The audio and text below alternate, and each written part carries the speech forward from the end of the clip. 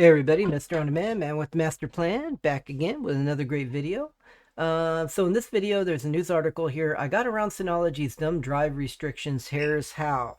The way to get around Synology's dumb drive restrictions is to just not buy a Synology. But let's take a look at this article anyway and see what they said here. Synology NAS lineup has long been a preferred choice among consumers looking to buy a new NAS drive. However, Synology's 2025 Plus series NAS models now come with a catch. Your drives need to be compatible, or DSM starts locking you out of core features, like the ability to use your brand new NAS. You can't make this crap up. They actually decide to say, no, this product you bought you can't use anymore just because you're not using our branded hard drives, which we don't even make anyway. Yeah, you can't make this up. And as of today, the only drives that are on that list are Synology branded drives. It's frustrating, unnecessary, and very unsynology. Unsynology.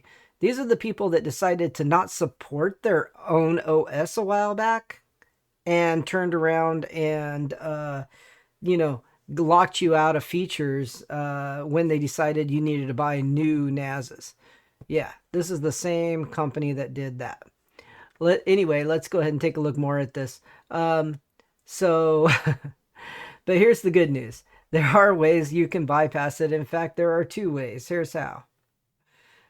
Let's go ahead and scroll down here and see what they say.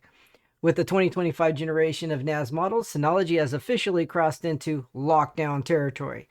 No more plug-and-play flexibility unless your hard drives are on a short list of approved models.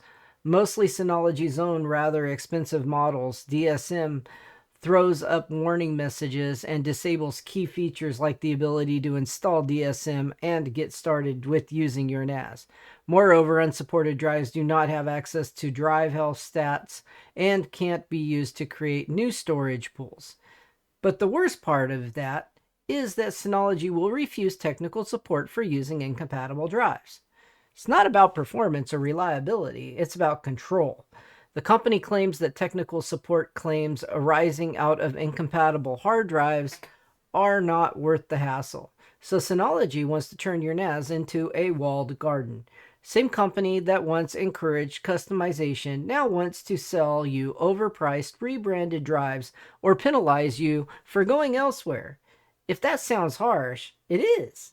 And I say that as someone who has invested thousands of dollars in Synology hardware. And yes, I have had multiple Synology NASs myself, sold them off, got rid of them years ago because I really just didn't care for the product. The other thing too about Synology is I have worked and used them for lots of clients over the years. And while they do the job and they have some nice software features, I'm not a fan of any kind of product that is proprietary that only allows you to use their software and you're dependent on the company to make your hardware work. So stuff like that I'm not a big fan of. But, that being said, let's go ahead and get back to the article. So, let's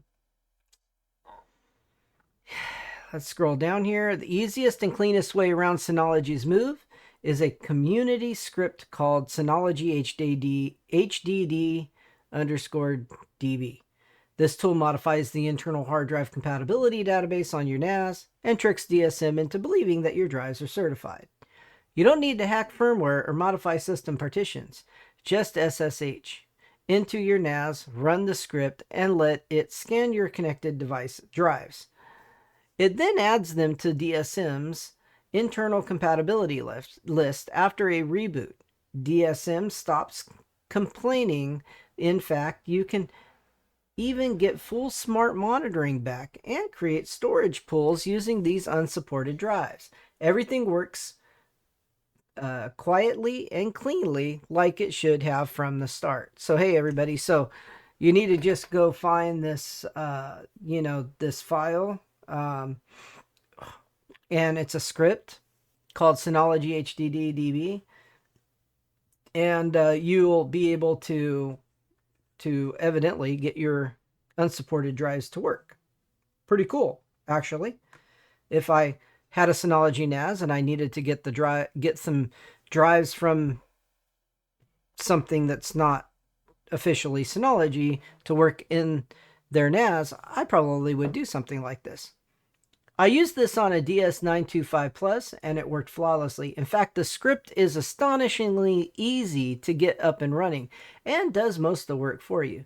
You've got the option to run the script over SSH, but I recommend setting it up via the task scheduler built into DSM.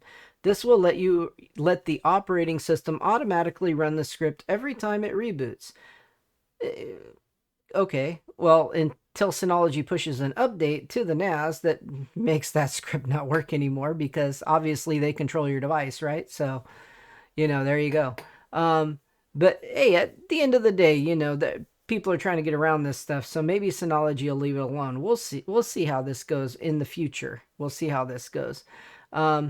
So using a combination of Synology branded drives and incompatible drives, I was able to easily add the unsupported disks to the database, and DSM stopped throwing up an array of warnings after a quick reboot.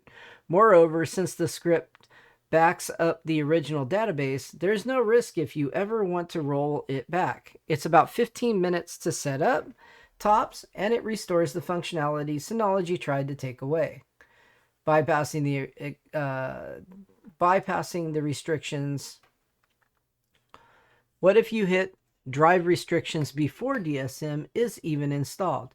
That's where a second community tool comes in, and it takes things a step further. Synology's latest NAS drive, the DS925 Plus, won't even let you install a company's NAS-oriented operating system on an unsupported drive. This script lets you install DSM on newer Synology models like DS925 Plus, even when using unsupported drives. And this time, it's aimed at users who run into compatibility issues during the initial install process, not just after in DSM. This method is a little more hands-on. The Python script logs into the NAS over Telnet and patches the installation process to proceed with the unsupported drive. Once DSM is installed, the drive, you can then use the first script to add your unsupported drives to the compatibility list and continue using the NAS as normal. Alternatively, you can log into your NAS via Telnet using this command, and the command is listed here. I'm going to put this article in the description of the video for you guys too, so if you want this article to refer to it, go right ahead. Once logged in via root, input the following command, and it shows you the command right here. Refreshing the web installation page, you will now let you proceed with the incompatible hard drive. I didn't need this method myself, but going through the documentation, the process is straightforward and should work as normal. Additionally, community members have validated that the method works as expected. For anyone setting up a new NAS and getting stuck at the installation stage due to drive restrictions, this script is a lifesaver.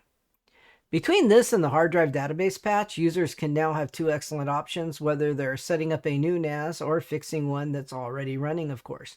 It goes without saying that dabbling in system-level scripts comes with risks, including the fact that Synology will no longer offer technical support, nor does it get around the fact that you shouldn't have to make system-level tweaks to bring back basic functionality.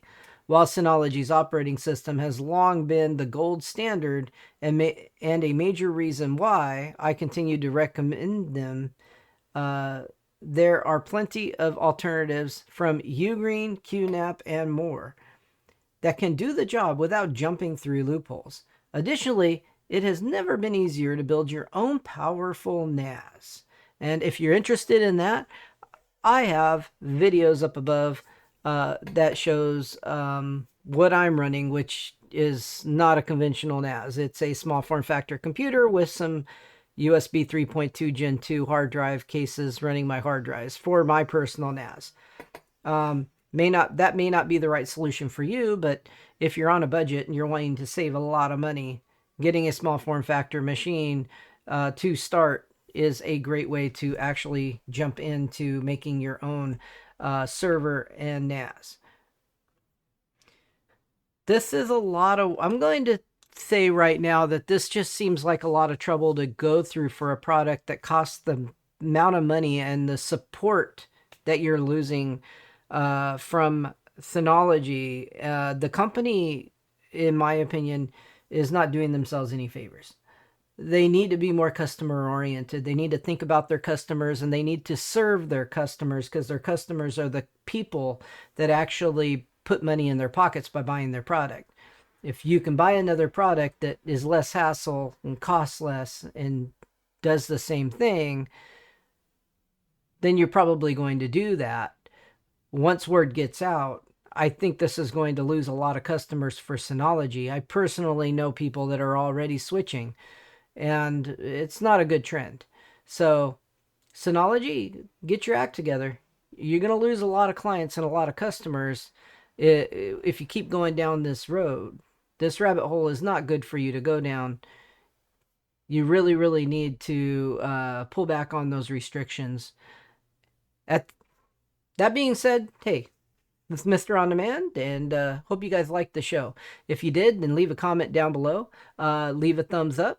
And tell me why you didn't like it. If you didn't like it, go ahead and leave me a comment about that too, and tell me what you didn't like, and I'll try to do better in my next video. See you guys in the next one. See you next time. Catch you all later. Bye bye.